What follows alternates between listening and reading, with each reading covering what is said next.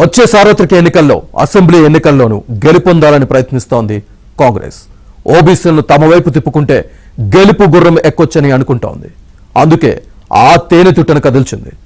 రాహుల్ గాంధీ 2 అడుగులు ముందుకు వేసి గతంలో ఓబీసీలకు సరైన ప్రాధాన్యత ఇవ్వకపోవడం తమ తప్పేనంటూ పశ్చాత్తాపం ప్రకటించారు. ప్రధానమంత్రి అయితే తానే స్వయంగా ఓబీసీనని చెప్పుకున్నారు.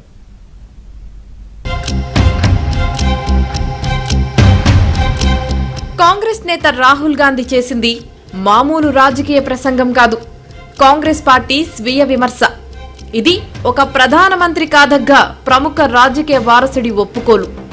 అది కూడా ఓటు బ్యాంకు లెక్కల కోసం కాదన్న నమ్మకాన్ని కలిగించేందుకు రాహుల్ ప్రయత్నించారు.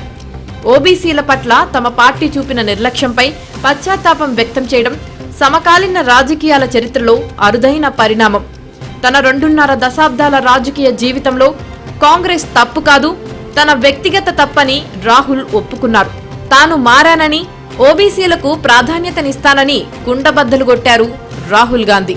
मेरी रिग्रेट क्या है, अगर मुझे आपकी हिस्ट्री के बारे में, आपकी इश्यूज के बारे में थोड़ा सा भी ज्यादा मालूम होता, मैं तभी जाति जनगणना करा देता.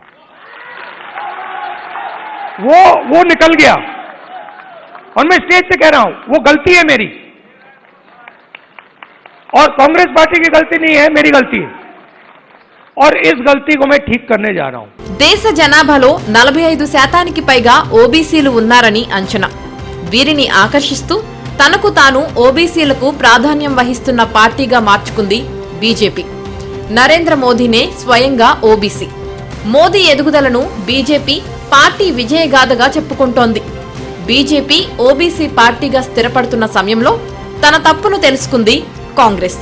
మోదీ కన్వర్టెడ్ ఓబీసీ అంటూ ప్రచారం చేస్తోంది.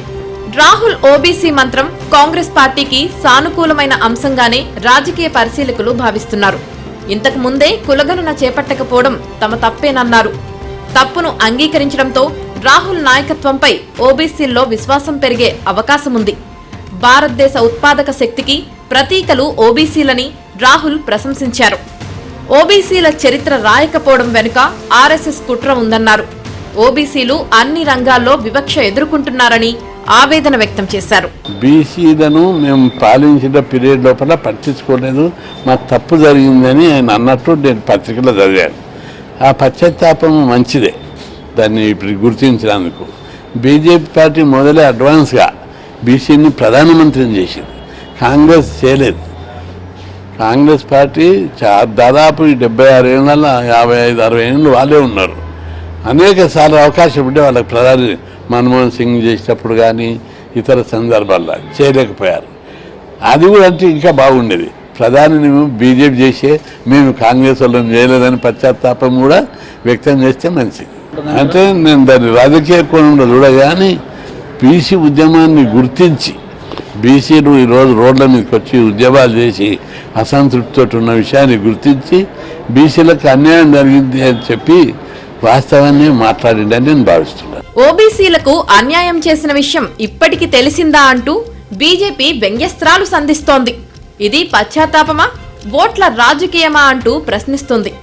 కాంగ్రెస్ ఓబీసీల్ని అవమానించిన పార్టీగా చిత్రీకరించే అవకాశముంది.